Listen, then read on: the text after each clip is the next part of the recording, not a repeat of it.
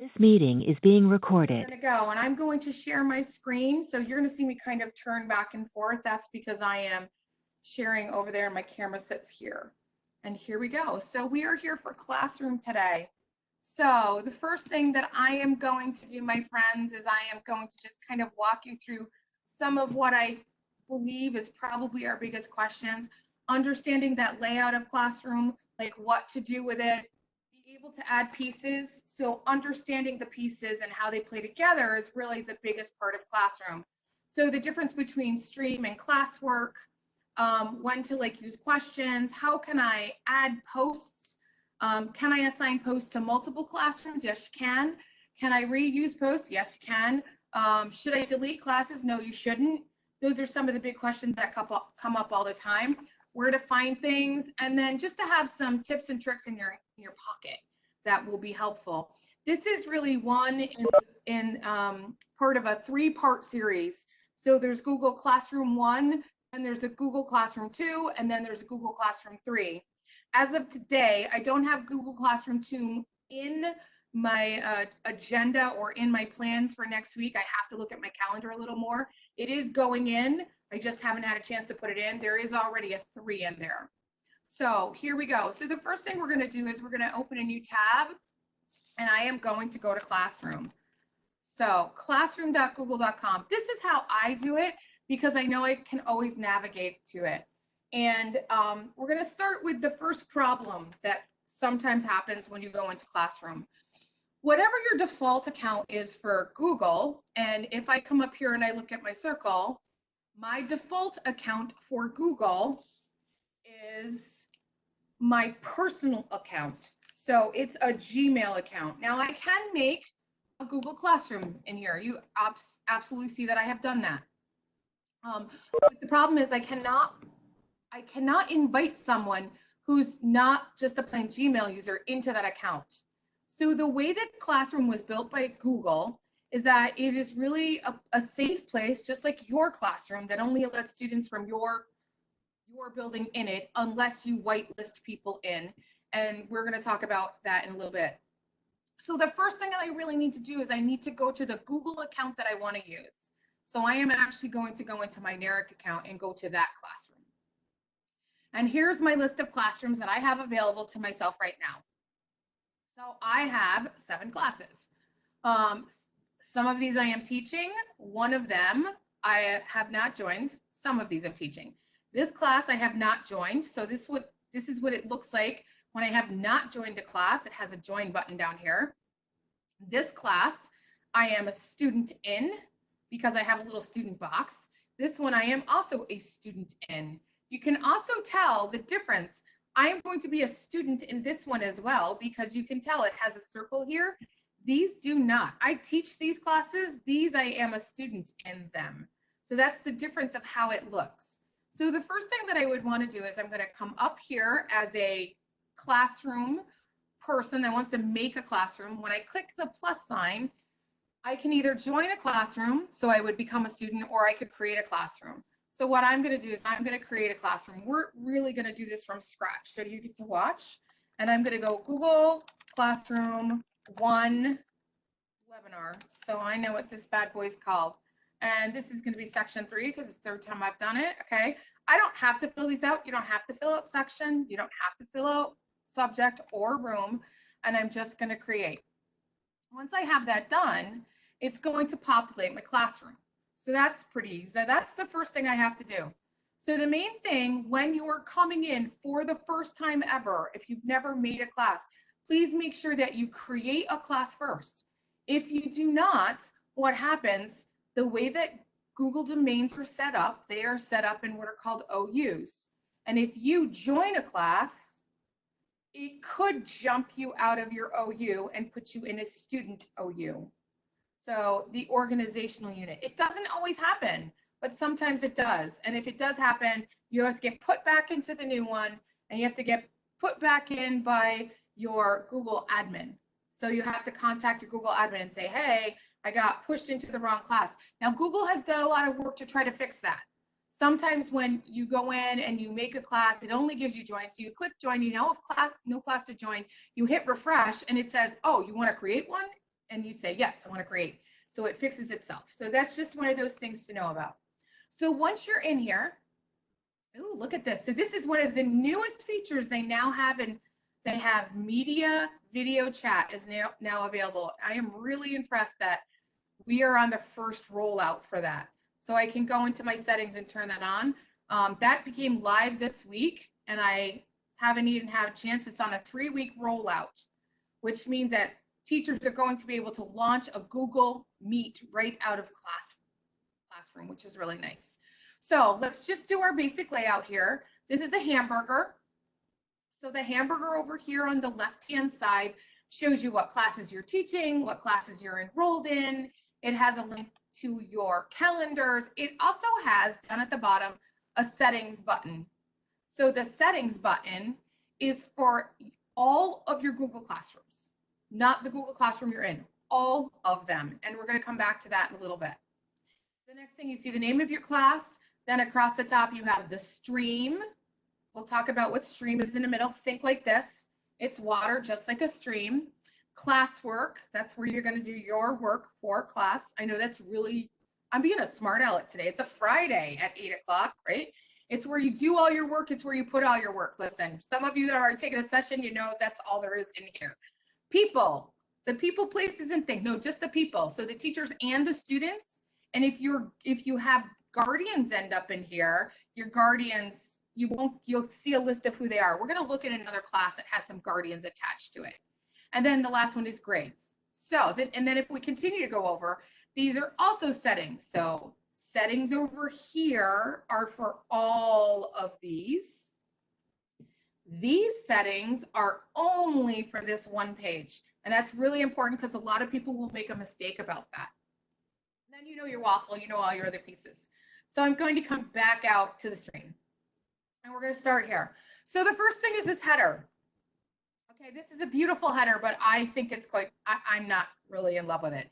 So I can select a theme. So let's do the basics. I can select any of the themes that are here.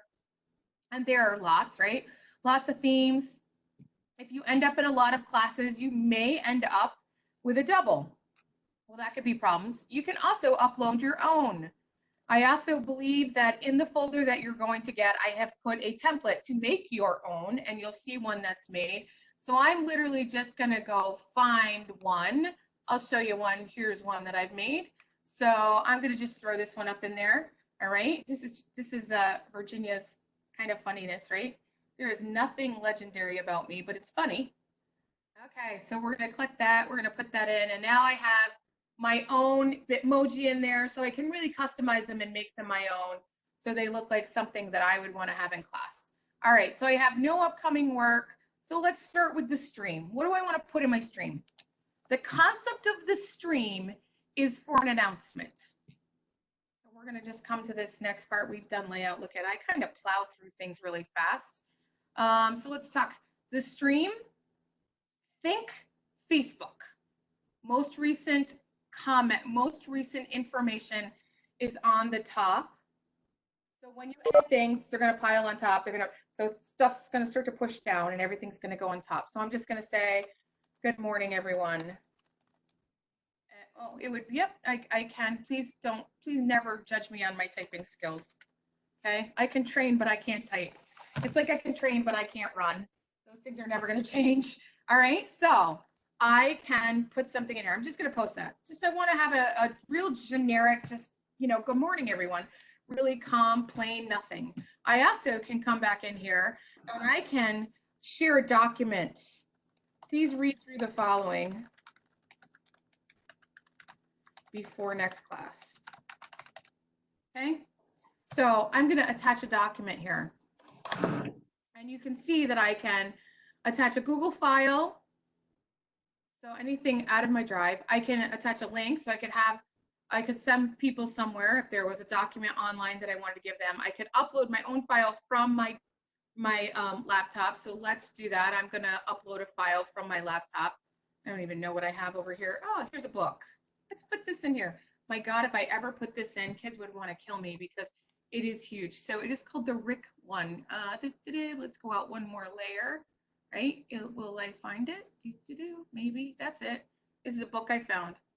It's got like 100 or 250 pages. Read through this article before the next class. They'd be like, what? All right, no, just kidding. So this is an example of me just uploading something that's pretty simple. I also could have put a YouTube video in there. So you notice I have class. So there's a class. So this is a way that I could push this to all my classes. Well, that's kind of nice. So if you want to send a morning announcement, if you do a recording or you find a inspirational video or you do something every morning with all of your kids the same way, this is a way to push it to every classroom. So you don't have to go into every classroom and do it yourself. That's a huge time saver. So then when I come out here, I can do three things. I can post something. Can't schedule this, so I can't schedule it. Why can't I schedule it? Well, the reason is when I push an assignment to multiple classes, I cannot schedule it. I can post it or I can save it as a draft. So I'm just going to post it. So it's going to literally go to all my classes. Perfect. But the one thing I want you to know in the stream is that there's no dates assigned to any of these things. Can you see when I come into assign, I don't have an option to put a date on it. I can't put a due date on it. That's not an option. Streams are really like they sound. It's like this. This is why I use that, like the water. They just kind of go by, right? They're just things that kind of float on by. But they can be looked at, they can be commented on if I give that privilege, and then they can move on. So I'm actually going to toggle to another classroom because now we've kind of done a little bit of the basics, understanding what it looks like. And I want you to look at one that has been created so you can see stuff that's already in it. So this is, you can see that was the assignment that I just pushed out to everyone, correct? And so you can see that I have lots of things in here now, right? There's lots of things in my stream. So if you've already been using Classroom a little bit and you're like, wow, my stream does not look that neat, I got way too much stuff in it, it's because there's a setting in here. I have a setting over here. Under my general setting, we have stream. And in the stream, I have three options. Students can only comment. That's pretty restrictive. Students can post and comment, or students, only teachers can post or comment. I'm going to allow my students to post and comment, and then classwork on the stream. So this is what I tend to see most streams look like. So when you come in here, you start to see all of these other things pop up, right? You see like gray, gray, gray, gray, gray, gray, right? All kinds of stuff. Then you see a little bubble. So the bubbles with an avatar in them or a picture, those are things that come from the stream. It's like me talking. The other things are assignments that are coming through. To me, that's too much stuff. That's like having an ocean full of junk, because I believe, and this is my own personal belief, that if you keep your stream clean and you only have your announcements in there, and then you keep your classwork where your classwork belongs, it's much easier for students to find what they're looking for. This turns into a lot of stuff. I'm going to make a quick change to this because it'll make more sense in a minute. I'm just going to change, I'm going to go to a different theme so it's a little easier to tell the colors, because right now it's hard to see them. So you can see all this orange stuff. So when I start to scroll down, you notice that there's a lot more stuff in here when I have condensed notifications pushed into my stream. So I don't really like that. I would rather that in my settings, I don't have any classwork on my stream. So it's classwork on the stream. I could also like show it all, like, hey, here's the party, come on in, come see what's going on. And to me, that's even worse because there's too much stuff. As a student who may be navigating Classroom for the first time, that's overwhelming. There's too much kind of filing into one place. It makes more sense to me to have it, keep it as neat as possible. So that's why I hide my notifications.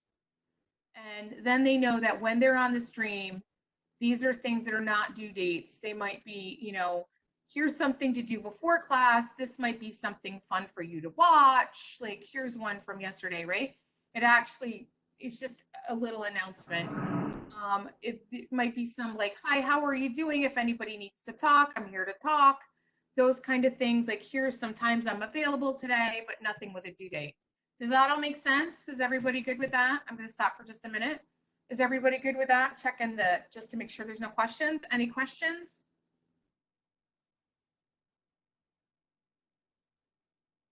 Okay, so that option, and don't feel like, Jill, you have to ask me that privately. You can put that right in the main chat. So that option, when we go back in, I got to share again, sorry. You go into the settings, and what you're looking for in the settings is you are looking for sorry, I got lost in there, classwork on the stream, and you're looking to hide the notifications. Right there. So the options are you can show all the attachments and details, you can show condensed, or you can hide the notifications. All right, so I have no changes. You're welcome. So the next one we're going to go to is in the classwork. So all of those orange things that you saw that were on my stream show up in my classwork. They didn't like jump out of my classroom, go into the stream, and then jump back. They always sat in classwork, which is why I like to leave them there because that makes more sense. So the stream is like meeting the kids at the door. Like or go out in the hallway. This is where I would meet them. This is where I would kind of have that. You could stick a bell ringer in there. If there's something fun that you would do with your students, that's where I would put it. I might also I probably put bell ringers and exit tickets in my stream. And because that would make more sense that they're there. That's where I'd meet them. That's where I'd let them leave. They'd hand things to me as they walk out the door. To me, that makes more sense. Okay, so now classwork. So if you look right at it, it's pretty intuitive how to make a new assignment. It's the big create button up in the top corner. Okay, so we're going to push create, and then I have options. I can make an assignment. I can make a quiz assignment. I can write a question. I can make materials, which we're going to do. I can reuse a post. Hallelujah, that's a great one. And I really should be adding topics. So let's talk about topics before we do anything else. So here's the topics that I have put in just kind of as I've been working through the day or as I've been training. So I have a materials section, and these are things that I want my students to have access to. So I'm going to actually start there because I think this is a good place to start. So as I click here, I have a few materials in here. So maybe my students were doing some work and maybe this was their first time through with Classroom. There are videos out there that show a student how to navigate Classroom. I would put that in here so that they had it. So one of the best things about this is that when I go in and I pick, like this one is contact hours. So I'm going to go into my contact hours right now. So here's my contact hours, right? So I have information in here. And I'm just going to write, you know, I'm going to come down here in the bottom. Well, it's Friday 4/10, and I am available after 9 a.m. today. So 2, 3. So I'm going to take, I literally know how to spell, I promise. I just don't know how to type. All right, so you see how I've made a change to that, right? And I'm going to make it big so you can read. Oh my God, I cannot type at all. It's because, oh yeah, it's because you're watching me and now I'm like nervous. It doesn't matter. I just am a terrible typist anyway. So there, I've made a change to it and I'm going to close it. And then it's sitting here. So when I come back here and I open this back up, the change has been made there. I'm not going into my drive to make the change. I'm not going to an email to send something. So let's think about our kids. Let's think about their families. If you're a parent that has more than one child in a school or in different schools, and God forbid you have a teacher and a kid in a high school who's got like 6 or 7 teachers, and you're getting all of this stuff sent to you and you have more than one kid, I mean, no wonder they're pulling their hair out, right? They don't know where all this data is coming from. This is a great way to keep your information in one place for your parents. So for your kids are going to get it, right? It's going to be sent to your students for sure. It's in their information. But this is something that they can show their parents about, like, here's contact time, here's where you're making changes, here's how I can be made available to you. You don't have to send it as an email. And I think that's really valuable to our parents. It's really valuable for our kids to kind of have all that information in one time. So let's just say like something happens, you know, like you break your toe. That's the worst thing that could happen right now. You break your toe or you break your leg and you have to go. You're supposed to have virtual office hours today at a certain time, or you're supposed to meet with students. But basically, emergency has come up and you have to go to the hospital. So you could come right in here and you could totally just go in and change it in here without having to send an email. And then the kids would all know really easy that you're not available at that time. So I just think that's a really good way to be able to use that information without changing it. So the other thing that's in here that I've created is a resource doc, which is almost the same exact idea. I can make all the changes within this documentation right here, and then I don't have to continually send the kids another link. Now, I'm not saying I'm not going to send them a link, but maybe if it was something that I added to to my stream page, I would also put that here so that people would know I was keeping, or not people would know, so that I was keeping all of my information in one place. So I'm hoping that kind of makes sense to you. So I'm not having to go out and find, I really wanted to put something in there and I'm not finding what I want. This is a way that I can put my resources in one place. My kids can all come to one place to find it. They're not getting lost in the stream. So I could put it on the stream, then pop it in here. I'm going to have a resource page for them available. This is just a good place to put links for your kids to be able to follow. If you're an elementary teacher, I might create a document and then actually have like a math section, throw it in as a heading. And this is just a simple thing, throw a heading in. And then when you use the outline, they're going to pop up here. So the heading, so that, you know, I could come down in here and I could put, you know, ELA, and I could make this a heading. So what's going to happen now is I'm going to get this when I'm using these, so kids can come in here, and if I went way down, so I'm going to go way down and put science in here, right? And then I'm going to make it a heading. So if students were coming in, oh, the wrong one, coming in and they are grabbing things, my students could come to this document, hit this, and go, no, I need to be in science. And it allows them to kind of jump through really quickly. That's a real simple thing you can do. I mean, that's not even classroom related. That's just a doc related thing. It allows kids to navigate quicker through a document. Administrators, teachers, anybody goes to meetings, put your agendas in this way and do them a day, put the latest on top, use a heading on the top of the agenda. A whole year's worth of agendas in one document is a lot easier to find than 85 agendas. Yeah, Jeff, that one was just for you, just so you know, okay? So that's one of those things that can be super helpful. But the part that I like, again, is that this is being updated in real time.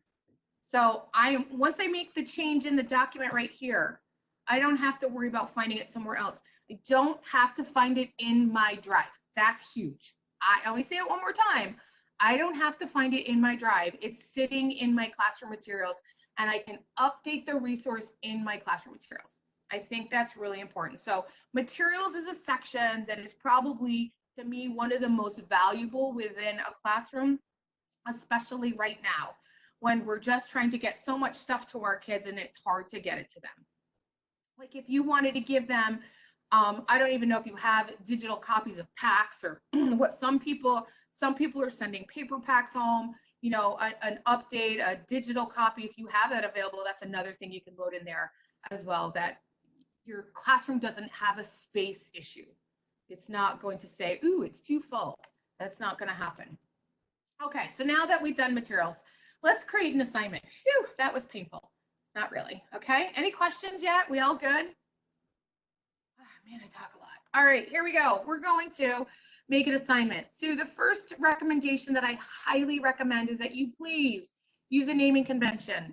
Teachers are notorious for being the worst namers in the world. And it's not that I think you're bad people. Please don't think that at all. It's just that I have worked with you for so long, and the amount of you that name things like Math 1, that is not helpful when you have 150 Math 1s and you keep trying to find the one you're looking for.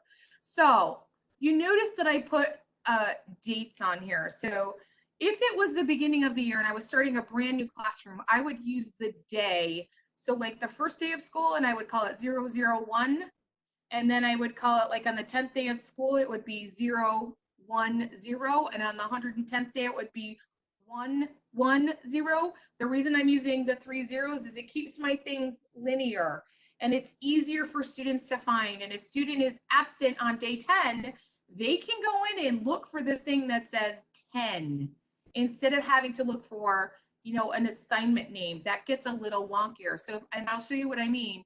If I just look for resources like this, I did a Control F. It shows me everywhere I find the word resources. So remember, if this is a linear page and you're using this for an entire year, it can get really lengthy. So it could be hard for students to find an assignment that is way, way, way back there. That's a way for them to find them much easier and to kind of work their way through. That's another tip and trick. So I'm going to create it. I am going to create my assignment with a 4.10. And this is my first assignment of the day. So it's going to have an A on it. My third one will be 4.10.C. If I was an elementary teacher using one classroom for everything, I would probably use like an M. So 4.10M for math. An E for English. I would just come up with something that works. Doesn't have to be my naming convention. Find something that works so that you can delineate the assignments and that your students can as well. So today it's Friday. Let's do, we're going to call it daily assignment because, no, I don't want to call it that. I lied to you. I don't know. My brain is not good for assignment titles today. Can you hide older? I'm going to have to look at that. Can you hide older assignments?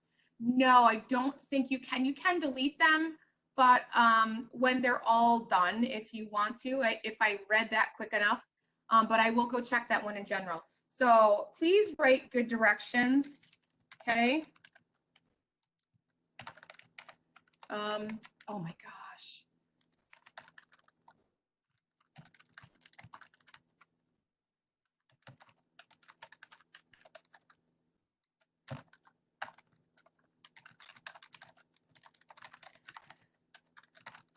Okay, remember. Yeah, that's great. All right. So do not think that instructions are optional. They're so not optional. And what I did in here is I put a little bit of space. If you're a special educator working with students, this space allows them to track the directions a little easier. I've seen teachers write them as paragraphs, and boy, I have a hard time navigating my way through those. So you don't always have to do that. If you know that your kids struggle with this, the space is space. Don't worry about it. It's not like a piece of paper. You have lots of it. You're not going to run out of space. You can put them together. There's absolutely no reason for that. You can't color code them. You can't you can't make things bold. So, I mean, it has its limitations. That's a way to really help you kind of make it a little easier for students to read. Then we're going to add something. So I'm going to add something from my Google Drive. I'm not sure I have anything fun, so sorry. But let's find, oh, I can put the book back in. Said no one ever. Okay, here, let's do this one. There's a quick little video that I've added. So a quick little screencast that I have. I get 3 options. I can view the file. I can edit the file. I can make a copy of the file. Well, yeah, I think viewing is just fine for this one, right? They don't need to have their own copy of a video if I'm just having them watch it. But I can add multiple kinds of pieces. I'm going to add a new one. So I'm going to come in and I am going to add in another piece in here. And let's say I add this document right here. So this is a doc for Forms in Classroom. And instead of viewing this file, I'm going to let them edit it. So one piece of paper. Okay, here's the way it looks. So if I let you view it, you can read it. Here, you can read it. Good. You've all read that. Good, right? All right. So the next one, which is students can edit the file. I take this file and I allow you to all write on the same piece of paper. I put it in the middle of the table and you all write on one. So that's students can edit the file. So I'm going to do one more. I'm going to add another one. and I'm going to say, I'm going to give you a different level of access. And I'm going to take this one right here. I'm going to add. And instead of students can view it, I'm going to make a copy for each student. So now I take this piece of paper and I give all of you your different copy. So that's what you want to use when you're pushing out an assignment to students that you want them to work on together. Now you notice this one is called a collaboration document. So if I made a collaboration document, I would not want to make a copy for each student. I would actually want to assign that document to a separate set of students. We're going to do that in a minute. So does that make sense? And it'll let me make a copy for each. I'm going to come back to that question, Chris. I think I know what that is. I am going to answer it, I promise. So you see you have all three options. Students can view it. It's the equivalent of a PDF. They can't make a change to it. Students can edit it. They're all writing on one document. Okay. One document. They're writing on the original document. Students can edit file. The original document is what they're editing. You'd be writing on my attendance sheet. Make a copy. They each get a copy of this and they're writing on their own. You still keep the original. It's like going to the copier. Okay, so that's the kind of difference there between that one. So I'm going to come over here into my section right here. So this is where I do the assignment work. I want to caution you right here.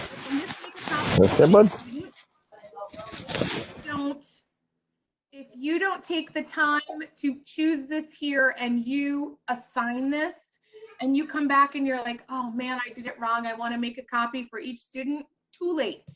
You have to delete the assignment and do it again. There is no way to make it happen the second time. So that's kind of make or break it. You can kind of change some of the options, but not this one. So here we go. I can assign it to all my kids at one time. You've all seen me do that. So I could come in here and I could assign this to every class that I have, right? That is not what I want to do. Let's do a differentiated instruction. So I'm going to just assign it to 2 people. So I can make an assignment and I can just give it to 2 people. So I'm going to do that right there. I'm going to give it to those 2. I'm going to give it points. I can also make it ungraded. You can do whatever you want. I don't usually worry about that. Due dates. So when we talk about due dates with kids and being home and doing home instruction, I caution you to do dates that are hard and fast.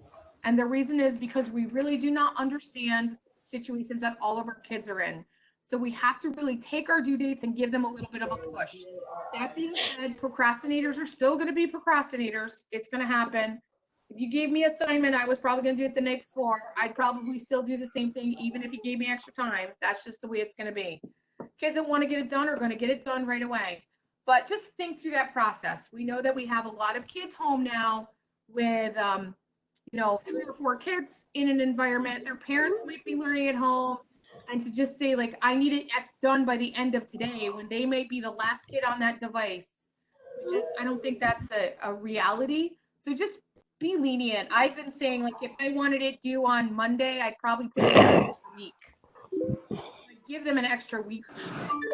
Can a student submit an assignment after a due date? They can, but it will be late, and you may actually need to reopen it. It depends. That's a hard maybe. How's that for a great answer? Okay. So next one. I am going to try to fix that for just a second. Hold on. Let me stop sharing for a minute. And I can get that. Yep. There we go. All right. So let me go back in. So let me get the other times I make a Google Doc and it allowed me to make a copy for each. And in other times I do not get that option. So that's a little different question because it depends on where you are. If you are trying to edit it from, like, you're trying to edit an assignment you already have in there, you can't make a copy for each kid. And there's certain things that don't allow you to make a copy. And I'll show you one in just a second. So I'm going to assign this. That's easy, right? I can add, oh, I forgot. Look at, I forgot a topic. Don't forget your topics. They're important. Assign. I'm going to make a new one. So that's the first one. That's kind of awesome. So the next one, I'm going to create a quiz assignment. Now, yeah, let's do that. I'm going to use a form, right? So this is going to be 4.10.b because I already did .a. And I'm going to create a blank quiz. All right. So I'm going to create a blank quiz. It takes me right into forms. I used to tell teachers, I try to keep my camera over here so I can see what I'm looking at. I used to tell teachers that when you use Google Classroom, just like your regular classroom, you'd come prepared with your papers to give your students when they walked in the door. You'd have everything you needed. You wouldn't make it on the fly. Well, that's not true anymore. So they totally took that away from me. What you need to do is you need to have them make the, you can make the assignment right then and there. So that's what I'm going to do. I'm going to make a blank quiz. I'm going to make a 1-question quiz. Boy, this is going to be tough. Not quizzes, just quiz. Okay, blank quiz.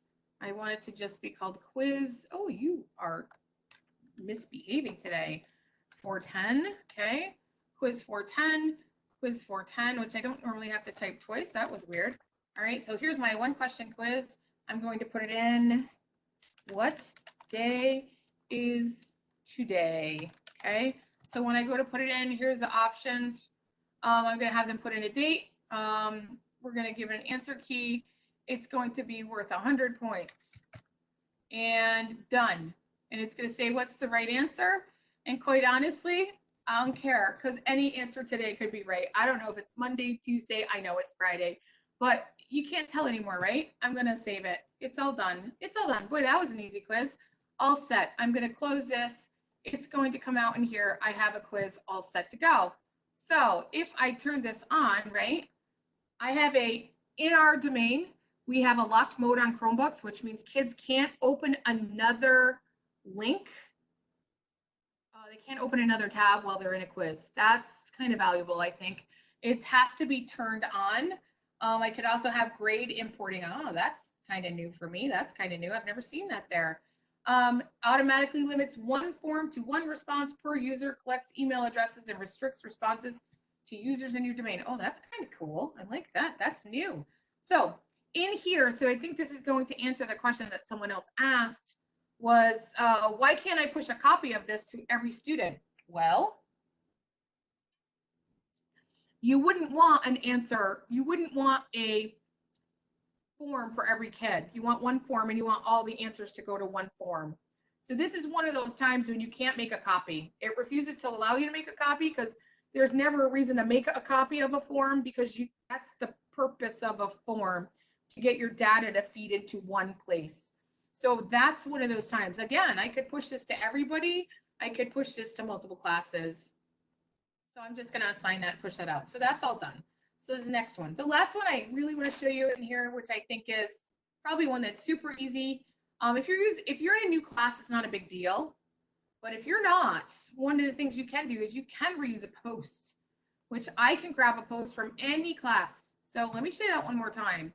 I have lots of classes. If you don't have lots of classes, it's not a big deal. So these are posts that I've done in the past. So locked mode means that if a student is in a Chromebook, they cannot open another tab while they're taking the quiz. It must be turned on at the Google admin level for it to be an option. It's the equivalent of kiosk mode for 3 through 8 testing.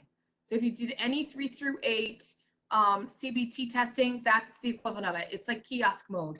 They can only be on that tab while they're in that form. Not that they can't have another device nearby looking up answers, but that's the way it works.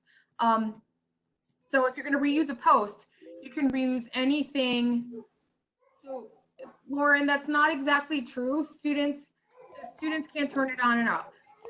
Teachers have the ability to turn it on or off for their classroom, but it must be enabled by the district at the admin level. I hope that helps. Perfect. All right, so while we come in here, I am going to just reuse a post from another classroom. Just gonna grab that one, just reuse it. You see it's just grabbing something old. And what's helpful about this is that anything else you've created, you can reuse. You may not be able to do it right off the bat, but you have that functionality right there. And try this one more time. Okay, perfect. All right, my last one. We're gonna go in here, we're gonna go to people. All right, people. So when we look at people, this is where you invite your kids. So you have teachers, so we have 2 teachers in this classroom.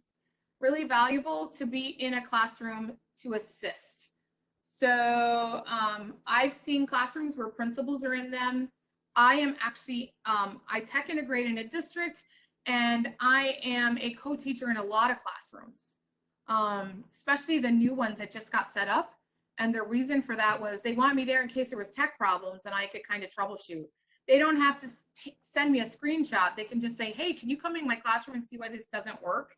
And then I can find the solution for them and tell them how to fix it so that they can kind of proceed without having to worry about it.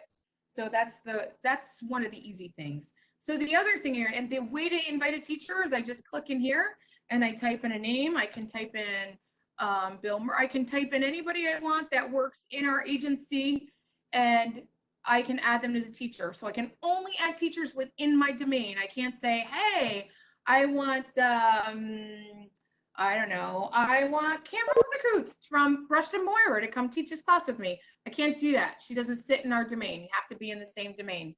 So when we come down here, we have students. So you can add a student in here. Some districts have automatically populated their student lists in. That's okay. If they haven't, you can add students in.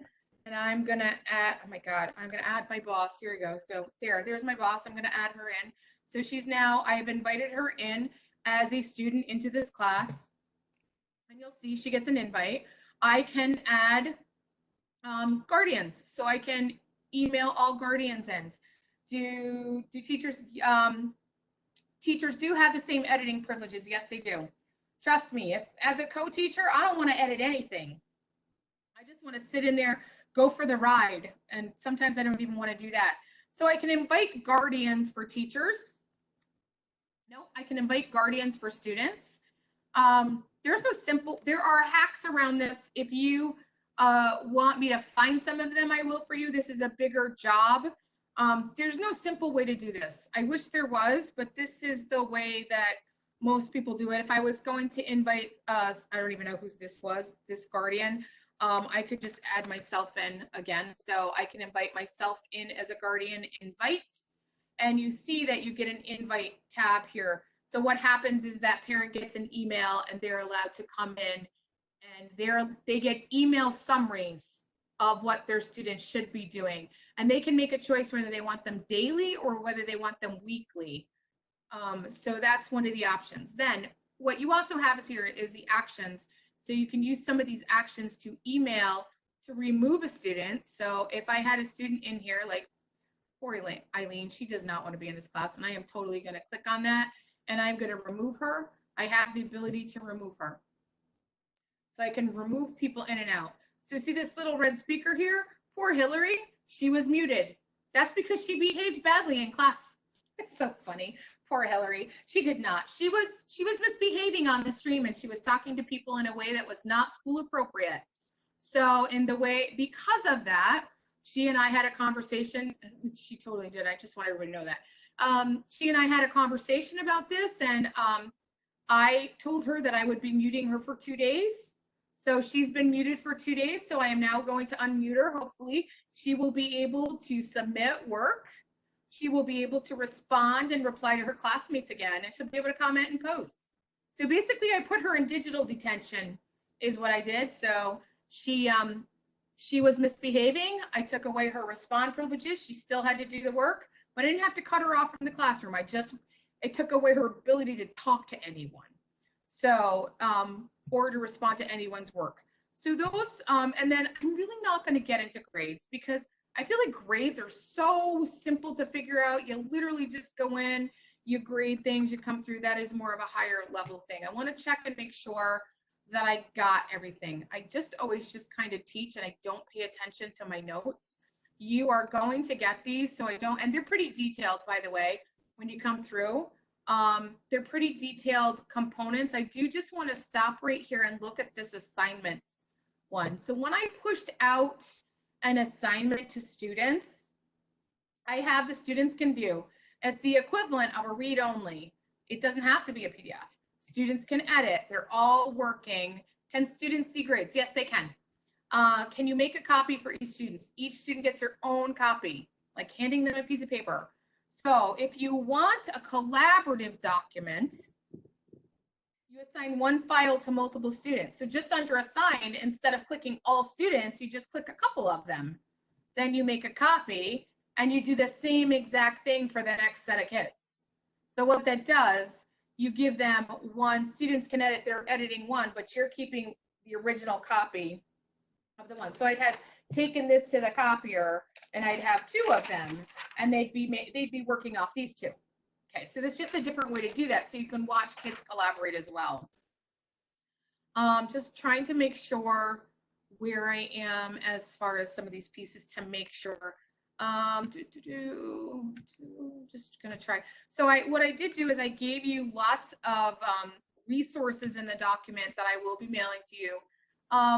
One of the things I think people don't know that you can do, and let me go back to this one, is when I come out to my classes out here, I can actually move my classes around in an order that makes sense to me. And I think that is very very appropriate, especially if you have a lot. If you have a lot, you can move them to the bottom. One of the things when you're naming things, it is valuable if you just don't call it reading class. So Jeff, I'm sure if you have a lot of classes going on, you've got a lot of different options. You may want your teachers to start with their period or their grade level at the beginning. So it could be like 3rd grade bond or 3 bond or bond 3. 3, usually put the number in front, makes it easier, like 3 bond. I know that seems silly, but when you have a teacher or a person who's looking at a lot of them, that is very, very helpful. Having a principal, especially right now in a Google Classroom, is a valuable thing because it kind of allows them to go in and see what kind of dialogue's happening. And if they're starting to notice that kids that aren't responding are not coming in as well, they kind of have that ability to read through as well. It's a little easier way, and it's another form of communication. We know that right now we're doing so much more communicating than we normally do, trying to keep track of our students because we're not seeing them face to face. So that's just another form that may be easier. I'm not ever going to say it is easier. It's just a different kind of method. So I'm going to stop sharing, and I know there's a lot of questions out there, so I want to see what's out here. Can you hide old assignments on the classroom stream? So what'll happen, so assignments are not on the classwork. So I want to caution you right there. I don't know who that is. Ryan, who's Ryan P? I don't know, whoever that was. I want to caution you not to call it classwork stream, because classwork is one thing and stream is another. So we're going to kind of split there. Can you hide old assignments on classwork? I'm going to say that's I'm going to go look, because I want to say it's a hard maybe. I guess I wouldn't.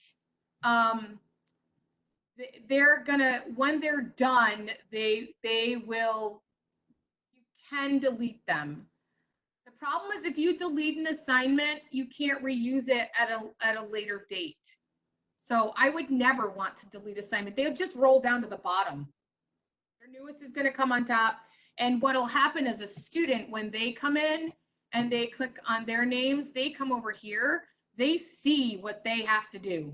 They have what they need to turn on. You know what? I have a better class. It's in here. I think if I still have access to it. So this is a class that I'm a student in. Let me see. Here's my classwork.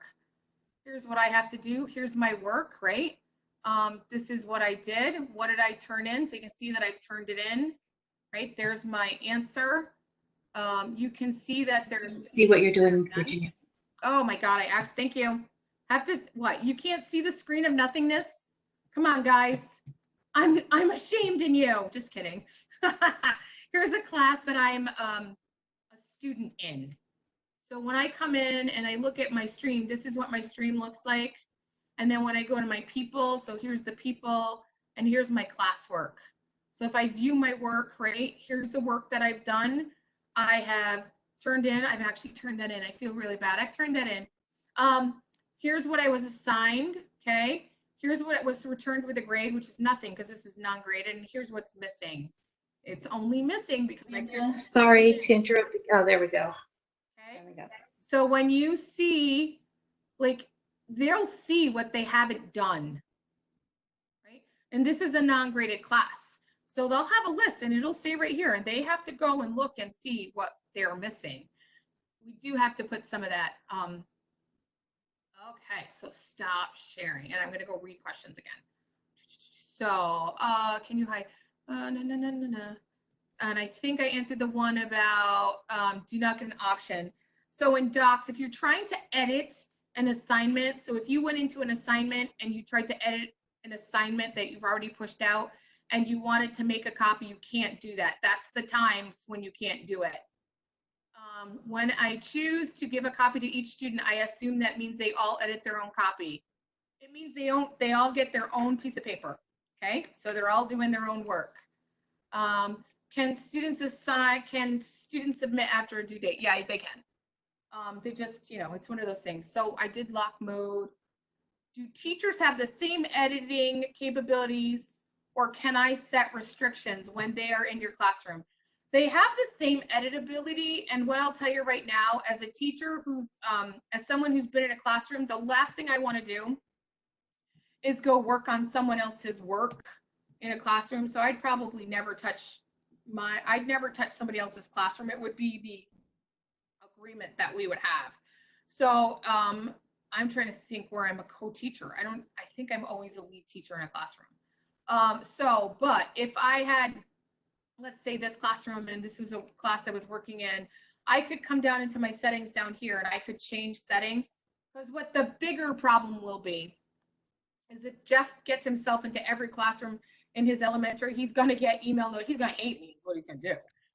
You get too many notifications. So in the settings down the side, which changes settings for everything, I can actually turn off all email notifications, and I highly recommend you do that.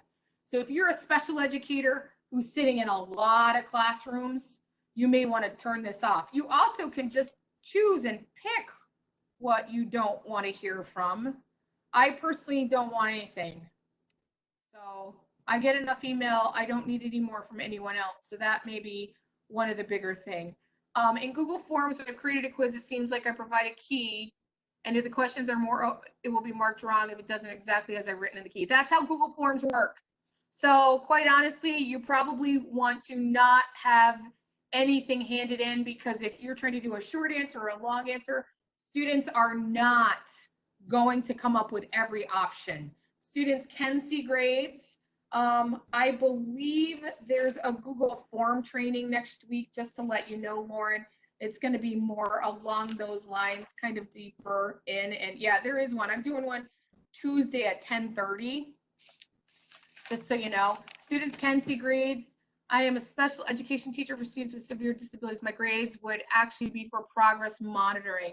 Is the way to make it so they can't see their grades. Yeah, just don't grade their stuff. So when I say don't grade their stuff, don't put it in there. So they have to do it and turn it in. But if you tell them they're going to get a grade for it, they're going to get a grade for it. You have to mark it as ungraded. You can grade it, just mark it as ungraded in the assignment. I will tell you right now that you may not want to do that. So Ryan P, whoever Ryan P is, because I haven't figured that out yet. Ryan P, I'm not. Sorry, that's me. I'm on my husband's WebEx account. Rachel? Yes. Okay. Ryan P, you don't want to delete an old classroom, okay? You want to archive. Okay. On the box that pops up at the front. So in the boxes, and I'll show you, when you are in here into the classroom list, you'll see I have lots of them. If I want to take this one right here, these three dots, the snowman, the light traffic light, whatever you call it, I call it ... just archive it, okay? And the reason for that, because if you end up thinking, man, there was an assignment I wanted, here's all my archived classes. So once it's last year's class, so I like to think this, especially in small schools.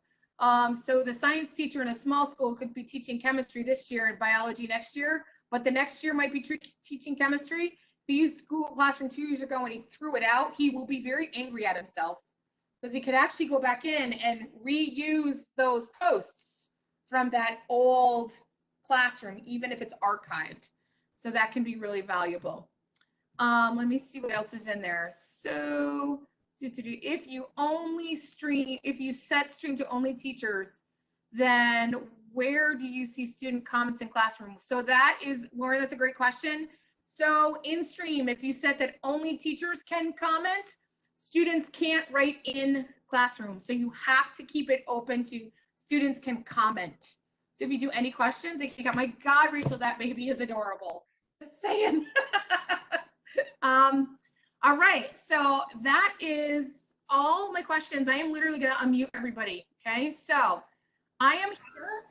Please feel free to see me. I will be mailing out, I'm going to save this for, when I get it back, I will mail you that along with contents, this document, along with a few other things that you're going to have access to within a folder, some best practice, other resources that are available to you. So thank you, everyone. I would continue checking the model log because it is changing at almost a daily rate. We can't keep up with putting in the latest and greatest updates because they come in too fast. And just to let you know, if you haven't in the sidebar, so where the chat is, please make sure you do, because I want to make sure that I give you all credit. Name right in there. And thank you everybody for coming. Have a great day. Thank you. Thank you, Virginia. Welcome. Thank you. If anybody has questions, you're welcome. Sterling, I saw you pop in. I'm looking at Sharon Knox and Anne Marie. Thank you. What else that I missed?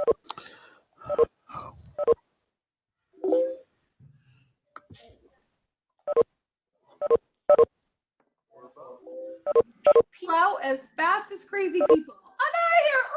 Oh, Shannon. Oh, I saw you come in, Shannon. I gotcha. I'm like, I did. I gotcha.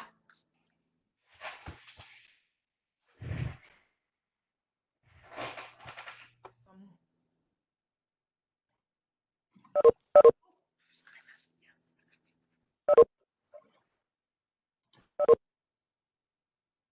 Sharon Knox, the only one, I think. Yep. There's a red X at the bottom, Barbara. Do you see it? Yep. That's all you got to click. It's all right. I understand that look. I've seen it before. Have a great day.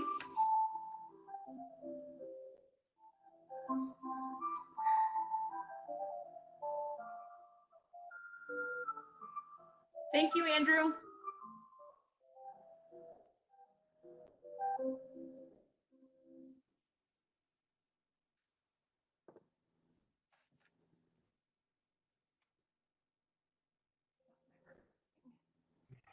We're in the process of learning how to do this.